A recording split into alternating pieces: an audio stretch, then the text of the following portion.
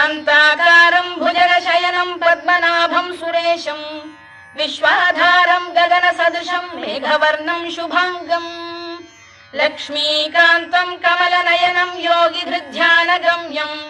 वन्दे विष्णुं भवभयहरं सर्वलोकैकनाथम् मेघश्यामं पीतकौशेयवासं श्रीवत्साङ्कं कौस्तुभोद्भासिताङ्गम्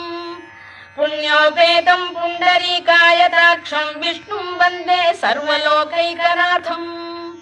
नमः समस्तभूतानामादिभूताय भूभृते अनेकरूपरूपाय विष्णवे प्रभविष्णवे सशङ्खचक्रं सकिरीटकुण्डलं सपीतवस्त्रं सरसीरुहेक्षणं सहारवक्षस्थलशोभिकौस्तुभं नमामि विष्णुं शिरसा चतुर्भुजम् छायायां पारिजातस्य हेमसिंहासनोपरि आसीन